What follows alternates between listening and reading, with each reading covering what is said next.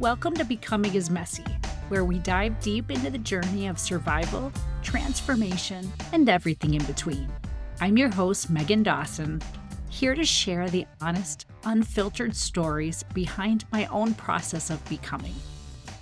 Life isn't a pretty and perfect straight line, and neither is becoming the person we're meant to be. Here, we embrace the ups, the downs, and all the beautiful, chaotic, messy moments that shape who we are. Whether you're in the thick of change or reflecting on past transformations, this space is for real conversations about what it means to grow, stumble, and rise again.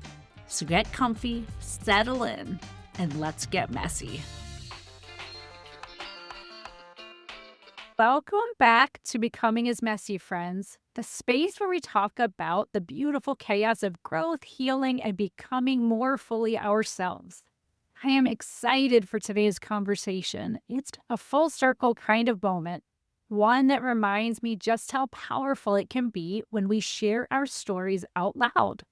My guest today is actually a friend of mine from high school, and so many of us, we've lost touch outside of Facebook. Rachel messaged me a few months ago after hearing the imperfect level up framework on this podcast. Her message meant so much to me because she shared that my words resonated in a way that made her life make sense. And what's wild is, since then, I've heard from a handful of other people we went to high school with who also shared how much the podcast was resonating. It's just crazy to think of how many of us were carrying our stories of shame without knowing that others were also struggling. So today is a bit of a reunion, not the kind with awkward name tags and small talk, but the kind where we come together with perspective, compassion, and the wisdom that's come from our own healing.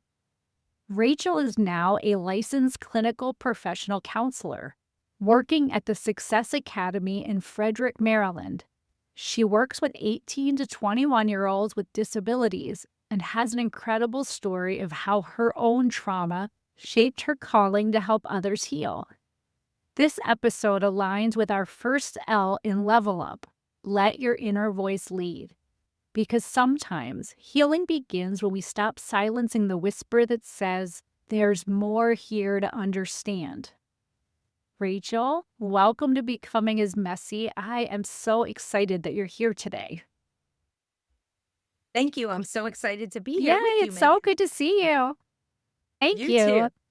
It's so funny. I feel like for our listeners, I just have to share, after not seeing a friend from high school for so many years, it's crazy how much somebody can sound and look the same. I feel like we are back in like freshman gym when we first became friends. Crazy. I All agree. right. So for today's conversation, help us set the stage and tell our listeners a little bit about this current season that you're in.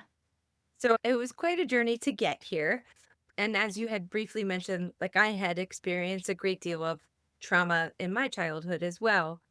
And fortunately, I had a lot of great teachers and counselors and people that were on my side.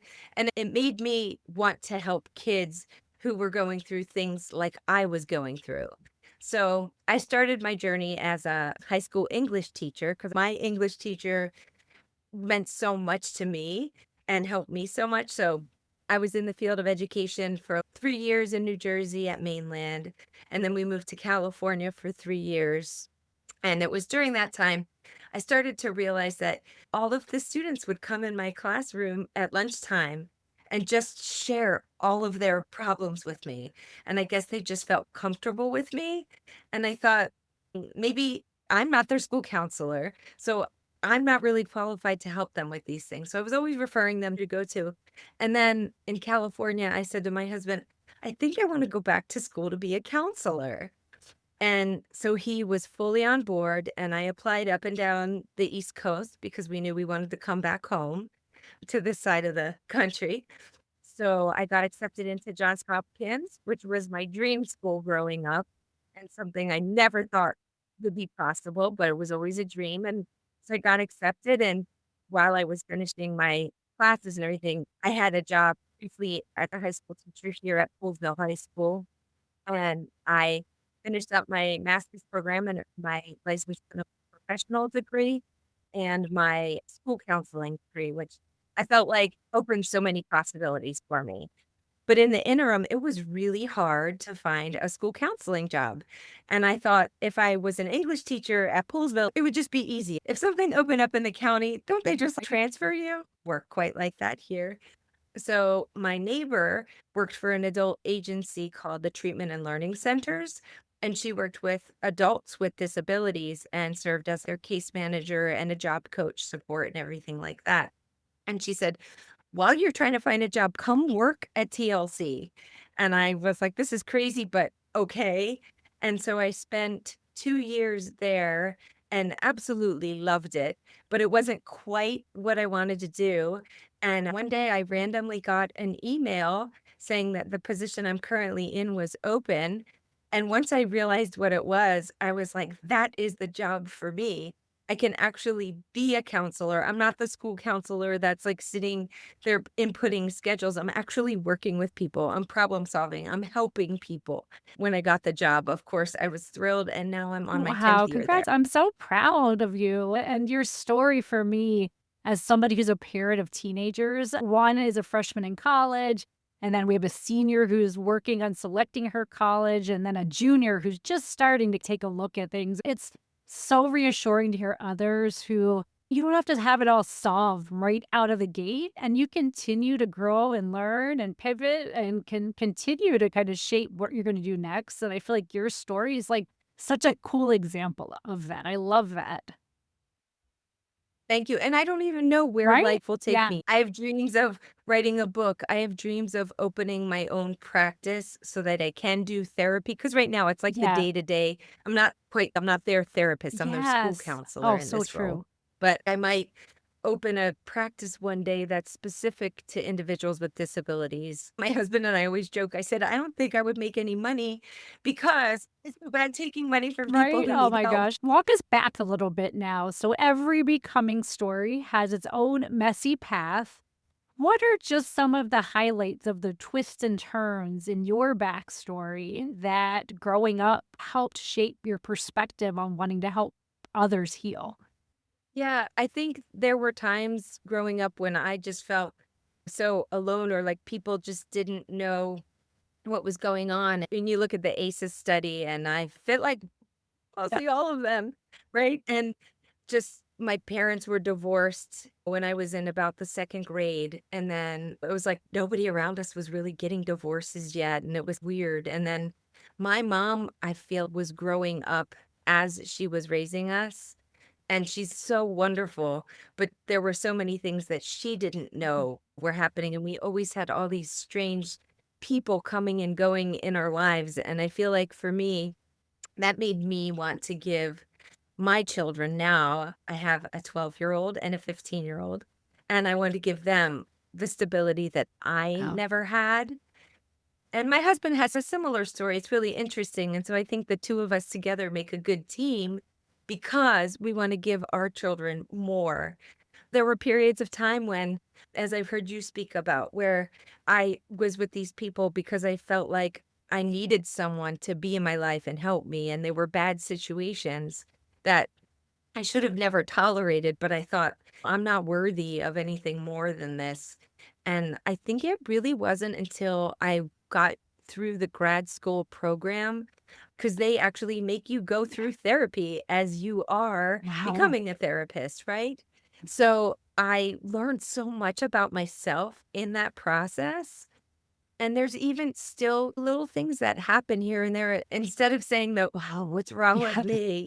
I have to step back and say, no, you have to think about what happened Mhm. to you. My brain might be wired a little bit differently. I might not be able to recognize faces and names like some other people can. And those are all, as I'm learning, components of having gone through Yes. Oh trauma. my gosh. My next question, you've started to answer the next question, but really it was essentially to dig into when you've mentioned that you kept it hidden pretty well for so long, your trauma background.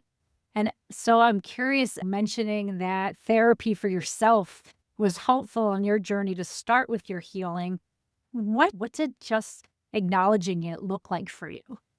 Some days there were, like, tears, and then there was anger for a while, like, I felt just angry at my mom, like, "How could you have let some of these things happen?" And for so long, and she would always just not acknowledge, like, that this had happened to me. It was like, I was going through this and this, and I just would say, "I just want you to acknowledge how it hurt me and my sister," and things like that, and then we had this one beautiful moment finally where we were watching a movie together, and she just randomly turned to me and she just said, "I am so sorry." And I said, "For what?" And we pressed pause, and she said, "I'm sorry for everything that I Oh, put you through, and I'm happy that we have the relationship that we have now, but I just wanna say I'm sorry." And I said, "That's all I ever wanted was just, like, no excuses," but I didn't realize how much I had needed that to move forward too. yeah. And just going through those classes and actually saying the words out loud, like, I had shared bits and pieces with my partner, my husband, but then in that class, it just I don't know, I just started to learn a little bit more of, "Oh my gosh, wow, you really did go through a lot," and I think I always downplayed it because I was trying to Mhm. survive, and, like, in high school, it was like, "You know what? I don't wanna go home. Let me be in every club I possibly can and go to every activity and every event because then, like, I could just pretend it's not Yes, yes. existing." To just finally acknowledge it and live with it and breathe with it and know I'm okay. I have power in my Mhm. life now because I finally got to Oh, acknowledge it. I think that it's so easy how you were describing the ways you were hard on yourself in ways, "Oh, I don't always remember people's names," and then tying that to your trauma background. But I've come to feel that there's so much good that we gain in who we then become as an adult, and in thinking of the work you're doing now and the empathy that comes into that type of work. When you look back at your early experiences, how do you think that's shaped now the work that you're doing with helping others? So I think for sure it's like when I see someone losing patience, maybe with a student or an individual, or even as a teacher with a kid not turning in their assignments, right? When I was doing that work, it was like instead of being angry at the kid or reprimanding them, it was like a sit down, "Hey, is everything okay? What's going on?" Or recognizing, like, right now we have a girl in a program who was abandoned and clearly has a developmental disability and a lot of medical issues, and so she has all of those traumas, and sometimes people are so quick to snap at her, but it's, "Whoa, let's take a second and step back," and she's going through a lot. So, of course, she's reacting this way because her brain literally doesn't know anything better, but if somebody calls her out, then it's her she goes into Yes. fight mode, right? And that's her instinct, and so we have to teach her how to take a deep breath and know, "These are safe people, they mean well," and then teach them how to pause and think, "This kid, you can't call out in that way." So I feel like those kinds of things, I'm really good with the students and Yeah. unpacking what's going on, what's happening, and let's figure out how to get you to move forward and No, reach I your love that, goals. though. I feel like just the recognition that everybody just meeting people where they're at. And just assuming that there's a backstory that you just don't know.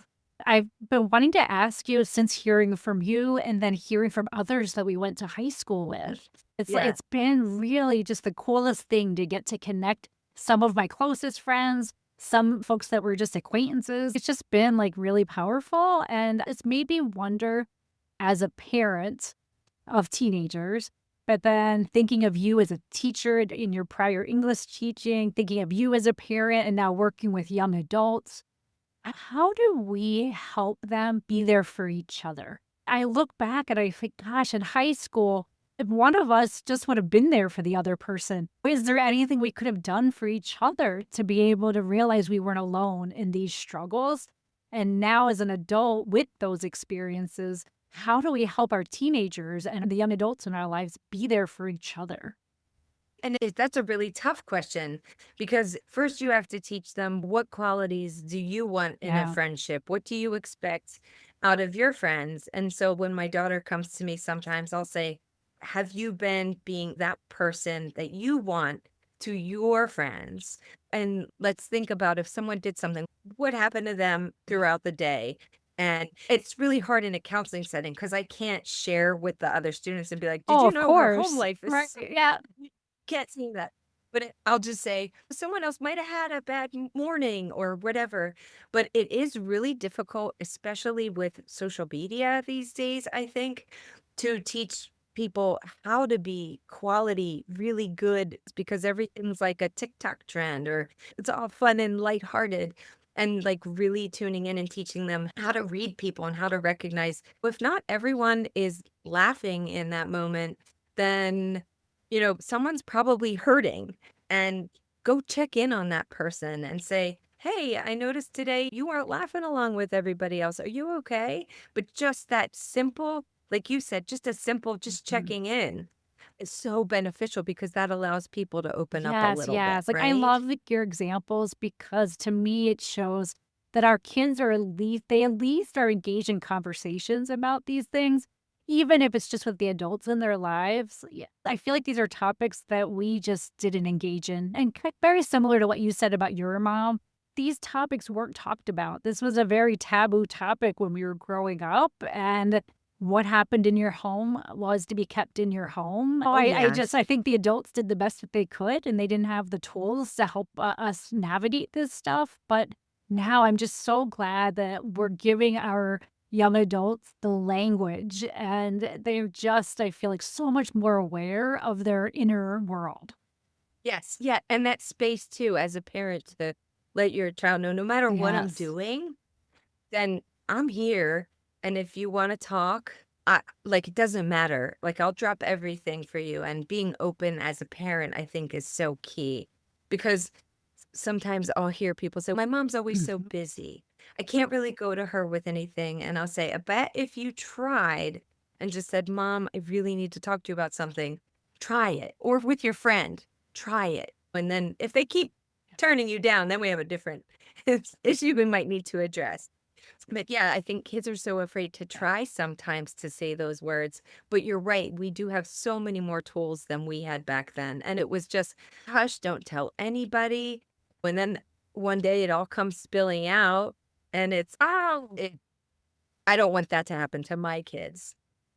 One of the things I was so excited about in your story that I wanted to talk about today, I just love the courage in your career shift and following that nudge that you got to follow your calling. And with that came risk. You had a family and you had to walk away from a career and go back to school and make an investment to do that. And so that kind of a life jump for you, just walk us through a little bit of what it looked like in your inner world, your thoughts. How did you have the courage to do that? And how did you motivate yourself to keep taking steps forward towards such a courageous leap?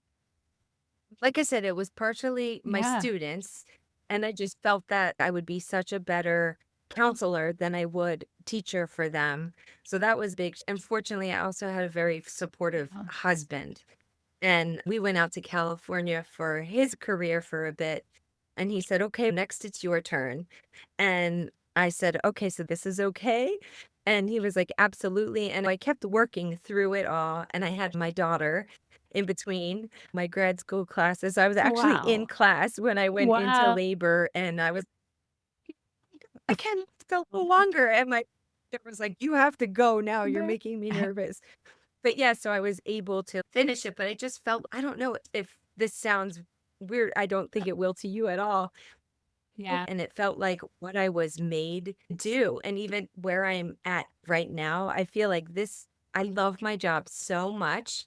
I can't imagine doing anything else at this Yes. moment, right? It could change one day, but it was definitely hard, and navigating becoming a new parent through grad school and through everything.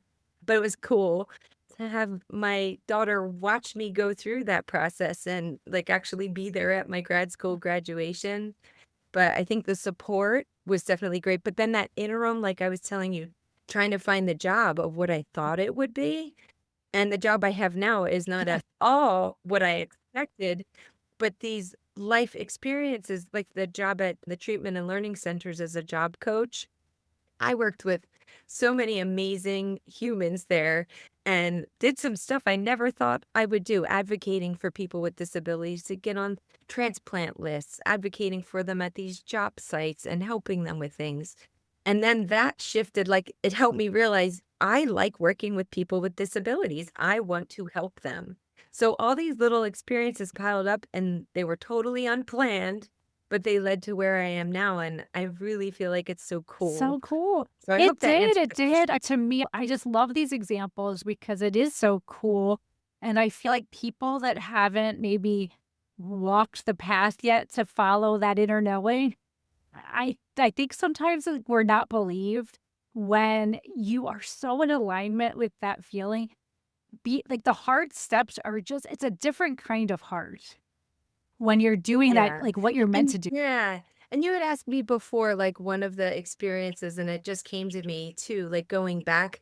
Once the person that was harming me and my Yeah, sister was finally out of our lives, my mom finally then started to get us some help through the yeah. Women's Center in New Jersey there, and they were fantastic. But I remember the woman asking me if I would speak at an event on the boardwalk.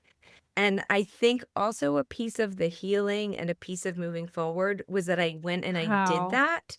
And it felt so, like, powerful and good that, like, I was Yes. okay, like, I wasn't damaged Yeah. goods, and there were grown women saying thank you to me, and I was Wow. 16, right? And so that was another kind of turning point where I thought, "I wanna Oh help my people." gosh. Rachel, that is amazing that young to be able to. It took me well into my late 20s before I could start really opening up about my story. And so to do that at such a young age, I feel like that calling of helping other people is really deep in you. I think so too, I don't know, it just when you feel like you're in the right Yes. spot, Oh, it's a that's good cool. Well, feeling. speaking of the people you help, yeah, so in your role now and the people that you're working with and the struggles that they are going through, what is some of the perspective you've gained from just collectively their struggle? No specific example, but just in general, I think of, what they might have taught you about resilience, self-acceptance, growth, just in general. What are some things that you've learned from the young adults that you're working with? We always joke that even on the hardest day at our job, because some pretty heavy stuff comes up, right? But even the hardest day feels like a day at Disney compared to some of these other places because these students, no matter what they've got going on, always have a smile. They're always happy. And the way they make me feel as a human being, like I feel valued and I value them so much. One of the biggest things I do is really try to advocate for them within our system, within the community. They go through our program, learn independent living skills and then job site skills. And then they transition services. There are organizations, the Developmental Disabilities Administration, the DDA, and DOORS, which is the Development of Rehabilitation Services. They are the agencies that help them. But so many parents are struggling just to manage their day to day lives. It's really difficult for them to understand how to get to these resources. One of my biggest passions is educating families about the resources and helping connect them. They have so many barriers up against them. Like to get the services, you need to get Medicaid and then Social Security, and they don't make it Oh, easy. Helping these families navigate through that and the students, and by the time they graduate, when it's you did it, oh, it just feels so good to watch them growing, learning, and getting what they need and what they wow, well, deserve that's too. incredible. With all of that kind of work on your shoulders, it's great to see the excitement that comes with it. But I'm wondering how you've continued your own healing journey. Do you have any rituals or modalities you do to take care of your nervous system? Yes. No, I think some great things are that, like, I do have a really supportive spouse, like, I keep mentioning he's Yes. phenomenal, and we will sit and I joke, I say we throw up on Yes. each other every night or day, but I recently, since last January, started working with a trainer and a nutritionist, and I'm finding that I am in such a better space, like, doing my regular workouts and trying to eat healthy. I love restorative yoga. After a hard day, it just sets me in the right place and helps my body, I feel like. Because when you're stressed, when you go through all that, you carry so much Yeah. pain, and there's days where I feel so much anxiety or worry still. So I think those are the things that keep me grounded and keep me going. So I'm going to shift us a little bit and we're going to go into our rapid reel section, which is just some little bit of quicker questions for you to just kind of share whatever comes to mind. The first one is you've mentioned your husband a lot. I'm curious, flipping it, how would your husband describe you? Um, kind, caring, Yeah, organized, maybe. nice. Yeah, I think he would say that, and funny. What is a song that you like to turn to either lift you up or ground you? Just something that you find energetically a good one to turn on. So my favorite song, I love the Foo Fighters, and Everlong is my favorite song. And if I'm feeling more mellow, I play the acoustic version. And if I want to rock out a little more, then I play the Oh, regular how version. fun. So Have I you just seen love them that live song. yet? Yeah. And I just bought tickets because they're coming to National Oh, how Stadium soon. fun. I So feel like yeah. for my own healing, I feel like something about being at like my favorite artist or any great artist and collectively with people, I feel like that energy is among the most healing, I think. Yeah, and that's another good point. It's not just diet, exercise, it's surrounding yourself with people. I feel like we're very social. Our house is always full. We're always playing games, laughing, and I think that those things are really important to Yeah, do so too. true. So similar to the music you turn to, is there a book or a movie that has been special to you on your own healing journey? That's a tough question too. Gosh, there's so many. We love the author just because he's so real and he had been through struggles, but Oh, David yeah. Sedaris. And I love his book. It's like short essays, but one of my favorite books is Me Talk Pretty One Day. And I just love how candid he is and how open, and he makes it okay that, okay, I had some messes and like I went through them. And I also really like Jenny Oh, I don't know Lawson. Jenny Lawson. I'll Um, have to look Jenny up. she's really funny. She's also the same style as David Sedaris, where she writes these candid kind of essays and their little stories. And she talks about her own mental health and struggles. And I really love the way she does it because she makes it almost like comedic, but also like it's Yes. okay, right? I feel like that's really what we strive for on with becoming as messy. Yeah, and normalize and make these topics lighter. I don't want to make light of them. I just want to make it a little bit lighter and easier for us to talk about the hard things because we've spent so long not being able to talk about them. Able to Yes. laugh at some of it, it just makes it easier to connect and deal with. I feel like if I didn't laugh about some of this stuff, it would just break me. It's so true. And my sister and I joke about stuff all the time like that, or Right. my friend. That Yeah.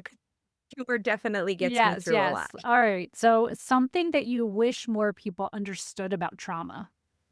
Ooh, that that's a tough one. I think I wish more people understood the effects that it has, like the long-term effects that it does have on your brain and your body and some of your like reactions to people, right? They might think that's a gruff person, or they might think at times, even for me, gosh, she was like absent-minded in that moment. But I really feel strongly that it's connected Totally. to that. There's something in my So brain. true. So true. We're different people because of our things that happen to us. Yeah. All right. Last one of these.